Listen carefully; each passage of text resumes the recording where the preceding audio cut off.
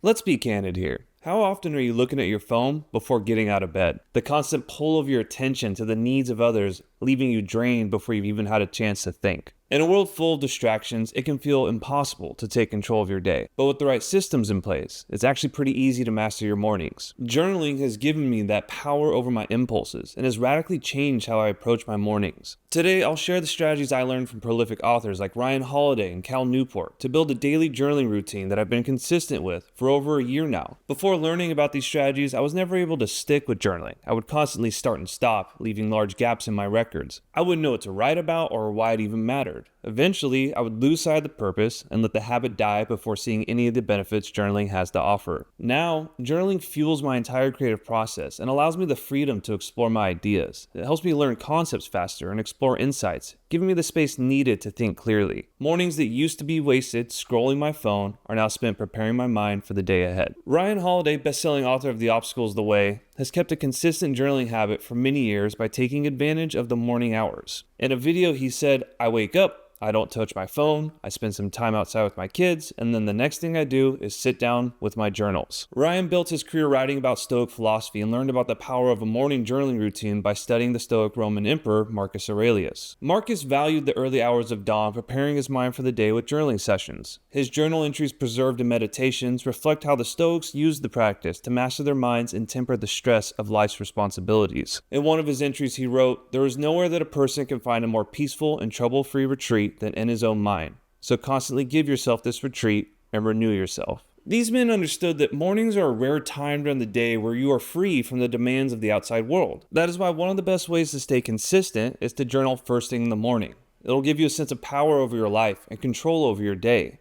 This positive feedback loop creates a desire to start your day with the right mindset and generates motivation to come back the next morning. Now, choosing when you will journal depends on your goals and schedule, but the key to building it into a habit is to journal at the same time each day. Personally, I always journal in the morning with a cup of coffee. This process wakes my mind up from its slumber and perfectly transitions into my writing sessions. When you get into a solid routine, you will gravitate toward your notebook without even thinking about it. If you want to build a routine that lasts, carve out a chunk of time beforehand and commit it to journaling. Consider this time non-negotiable and sacred to make the habit stick. Now, finding time for journaling is the first hurdle. But a bigger problem most of us face is the constant pull towards distractions. Attention is a precious resource, one that companies are spending billions to acquire. It's never been harder to protect your attention and avoid the need to constantly check in on the world. Cal Newport, author of Digital Minimalism, recommends the phone foyer method for minimizing the temptation to check in. In a blog post he wrote, "When you get home after work, you put your phone on a table in your foyer near your front door. Then, and this is the important part, you leave it there until you next leave the house. When phones are nearby, we impulsively check them rather than sit with a second of discomfort. It's for these reasons I do two things. First, I leave my phone outside the bedroom while I sleep. And the second thing I do is journal in a physical notebook. Now, this forces me to get out of bed to turn off my alarm, making it impossible to impulsively check in on the world right when I wake up. Then, I leave it on the charger and I won't touch it for the first hour of the day." Now, the benefit of a physical notebook is I can avoid the trap of opening my phone or laptop to journal only to find myself scrolling social media again. Digital journaling apps like Day One are great for days you're on the go, but they don't bring some of the same benefits as pen and paper. The tangibility of pen on paper adds an undeniable romantic quality to the experience.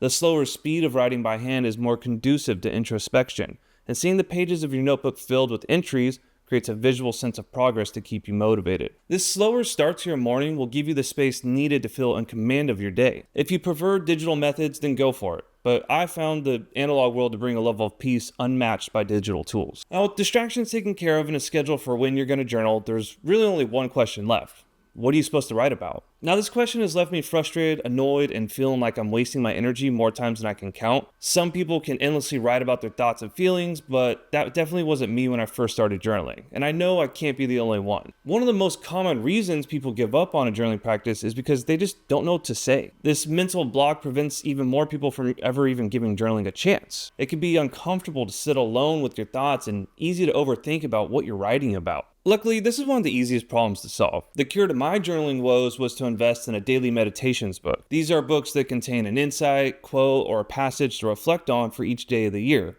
And the principle is simple. Each day, you read one page out of the book and you journal about it. This makes it incredibly simple to start because the daily topics are already chosen for you.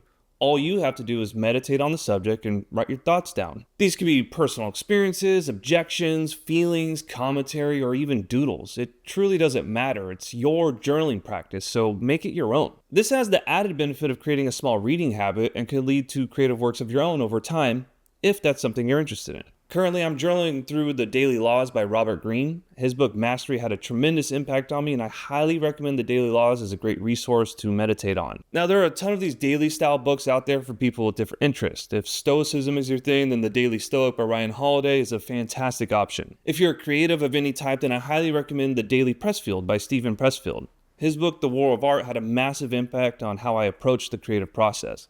He's really the kind of guy that gets it. Now, if you don't want to spend money on a book, then I've got a free resource of 26 journaling prompts that I'll link in the description below. These prompts will guarantee you always have something to start from, so the blank page doesn't lead to another abandoned routine. Journaling consistently really is easy. Pick a time, stick with it, leave your phone alone in the mornings, and don't overthink about what you're writing about. Enjoy this freedom from digital distractions, and welcome the power of introspection into your life.